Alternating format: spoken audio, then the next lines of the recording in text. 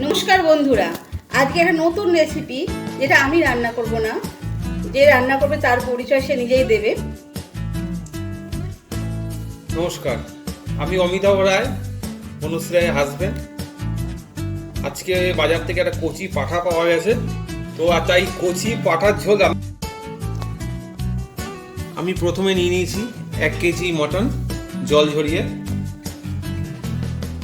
জিরের গুঁড়ো, ধনিয়া গুঁড়ো, হলুদ গুঁড়ো, কাশ্মীরি লঙ্কার গুঁড়ো, লাল মির্চ পাউডার, নুন, ক্যাপসিকাম এবং কাঁচা লঙ্কা কুচি, আদা রসুন বাটা, টক দই, ধনেপাতা এবং সামান্য পুদিনা পাতা, সর্ষের তেল আর গরম মশলা। আমি প্রথমে দিয়ে দিচ্ছি 1 চামচ জিরের গুঁড়ো,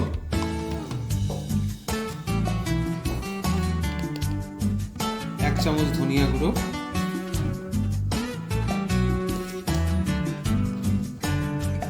1 চামচ হলুদ গুঁড়ো,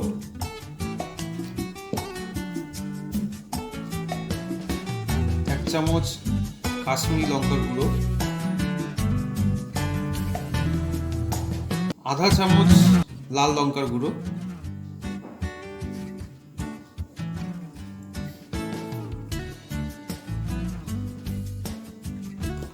টক দই,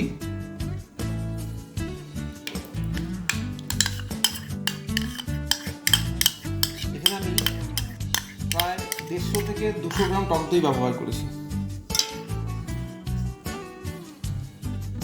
আদা রসুন বাটা 2 চামচ,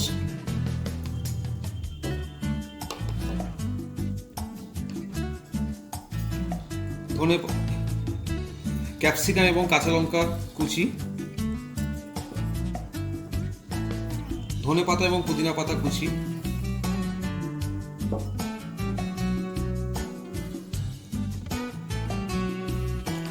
স্বাদ মতো নুন,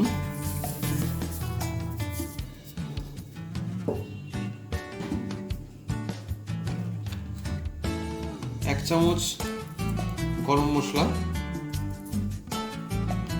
এবং সবার শেষে যেটা অতি আবশ্যক সর্ষের তেল কাচ্চি ঘানি। এটা প্রায় আমি ইউজ করছি 50 গ্রাম। সম্পূর্ণ জিনিসটাকে এবার আমি হাত দিয়ে মেখে ফ্রিজে রেখে দেবো ওভারনাইট ম্যারিনেট করার জন্য।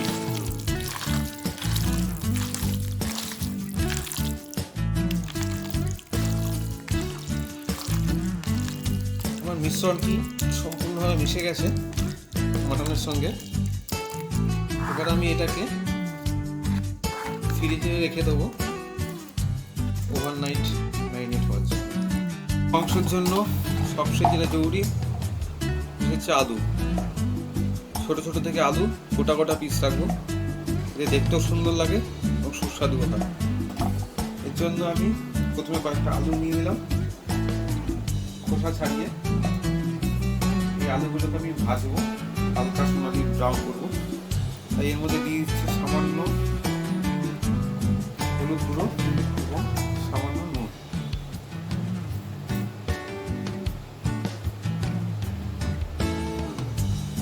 এটাকে ভালো করে মিশিয়ে নিই।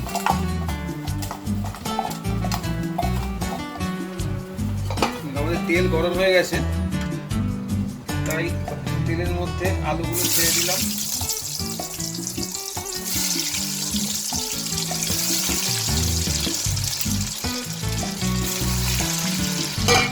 এটাকে আমরা ভাজবো হালকা ব্রাউন করে।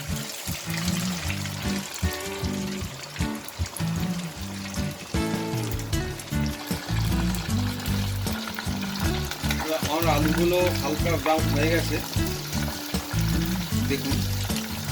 এবার আমি এগুলোকে তুলে ফেলবো।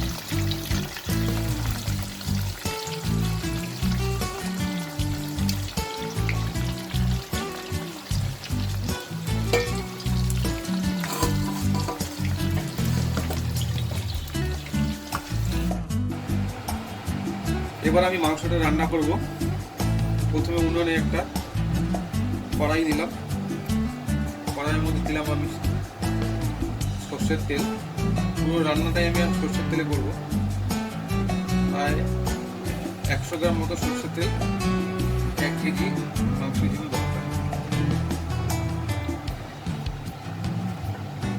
তেলটা গরম হওয়া পর্যন্ত আমরা একটু ওয়েট করবো। আসলে আমি দেখিয়ে দিই যেমন আমরা কি তেলের মধ্যে মশলা ইউজ করি। এখানে আছে জিরে, গোটা ধনিয়া, তেজপাতা 2টো, শুকনো লঙ্কা 2টো, দারচিনি, ছোট এলাচ, বড় এলাচ 1টা, লবঙ্গ গোটা 5-6 এবং অল্প জায়ফল। তেলটা গরম হয়ে গেছে। এবার আমি প্রথমে দেব শুকনো লঙ্কা আর তেজপাতা।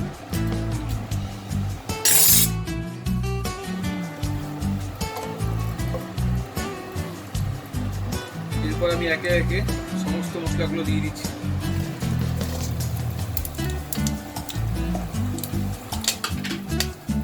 এই সময় মনে রাখা দরকার যে উনুনের আঁচটা যেন ধীমা করা থাকে, না হলে মশলাগুলো পুড়ে যাবে।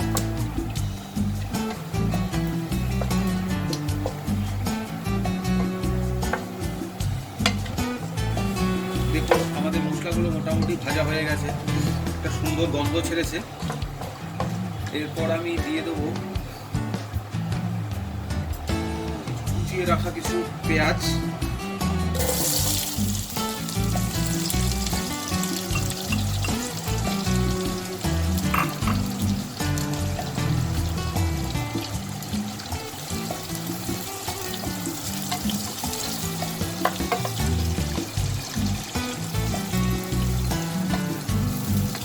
এটাকে আমরা ভাজবো মিডিয়াম আছে যতক্ষণ পর্যন্ত সোনালি পেঁয়াজগুলো সোনালি ব্রাউন না হচ্ছে।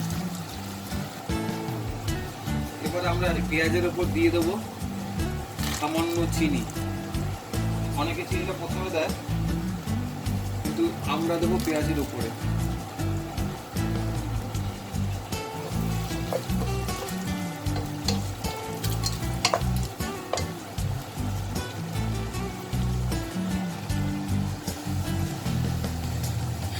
দেখুন আমার পেঁয়াজগুলো সোনালি কালারে হয়ে গেছে।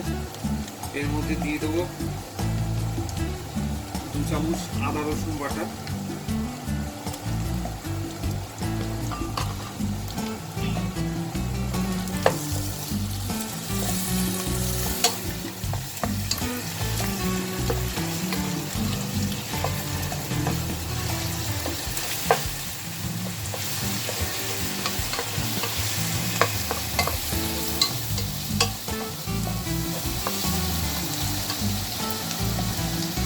এরপর দিয়ে দেবো আমি পেঁয়াজ বাটা,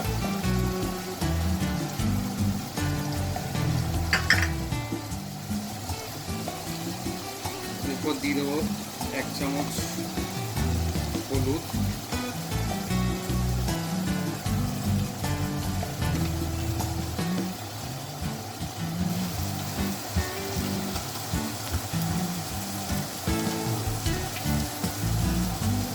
কাশ্মীরি লঙ্কার গুঁড়ো 1.5 চামচ,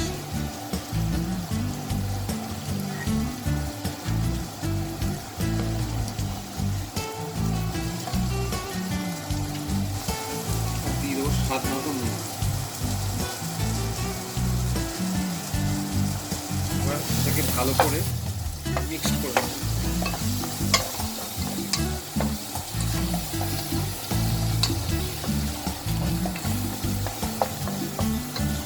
এটাকে এখন হাই ফ্লেমে রান্না করব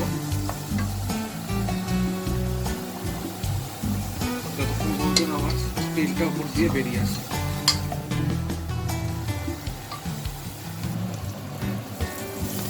মশলাটা অল্প ভাজা হলে এর মধ্যে দিয়ে দেবো আমি ফাইন চপিং করা টমেটো কুচি,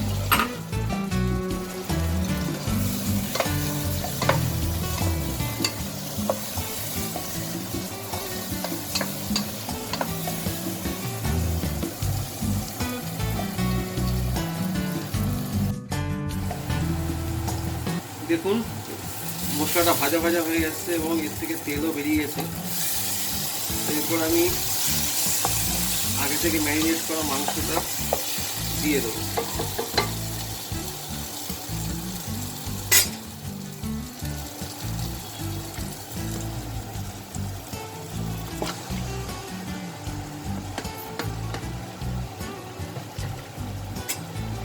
এবার সম্পূর্ণ মাংসটাকে মশলার সঙ্গে ধীরে ধীরে মেশাতে হবে।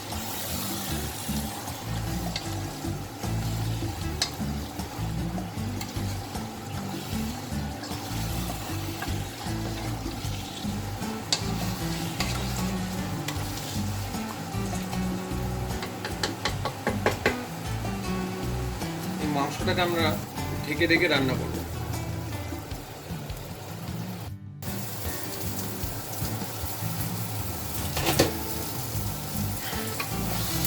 মাংসটাকে ভালো করে কষাতে হবে যতক্ষণ পর্যন্ত মাংস এবং মশলা থেকে তেল না বেরিয়ে আসে।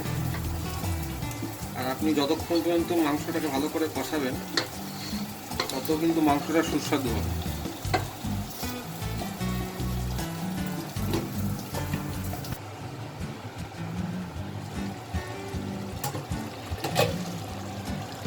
দেখুন মাংস থেকে মশলা থেকে তেল ছেড়ে গেছে।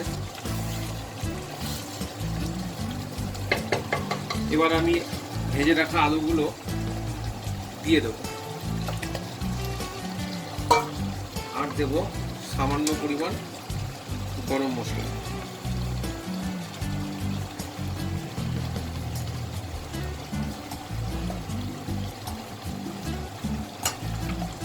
এবার এটাকে ভালো করে নাড়াচাড়া দিয়ে আমি প্রেসার কুকারে বসিয়ে দেবো সেদ্ধ হওয়ার জন্য।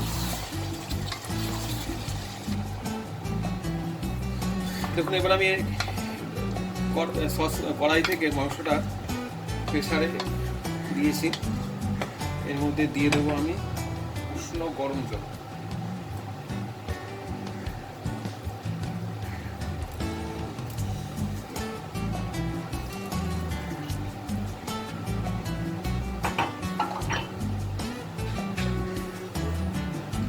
প্রেসারের ঢাকনা আটকে আমি সিটি দেওয়ার জন্য ছেড়ে দিলাম। এখানে আমরা 2 কি অথবা 3টে সিটি দেবো, যেহেতু মাংসটা খুব নরম সেদ্ধ হতে আমার বেশিক্ষণ সময় নেবে না। 2-3টে সিটি কমপ্লিট হয়ে গেছে। এবার আমি ঢাকনাটা খুলে দেখে নিলাম যে মাংসটা কেমন হয়েছে।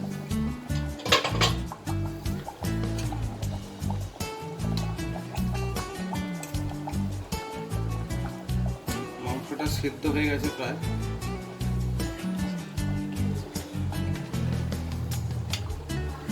একটা আমরা বাটিতে তুলে দেখে নেব কেমন সেদ্ধ হয়েছে। বাহ, মাংসটা একদম কমপ্লিট সেদ্ধ হয়ে গেছে। দেখুন জাস্ট অল্পেতেই কেমনভাবে সুন্দর ভেঙে গেল। সার্ভ করার জন্য একটি গোটা আলু এবং ঠিক গ্রেভি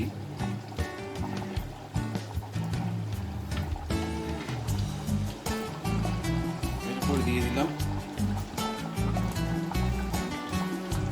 আমরা সবাই জানি এইটা রেসিপি তৈরি হয়েছে 1 পিস মাংস হবে, তার জন্য আমরা আরেক পিস মাংস দিয়ে দিলাম।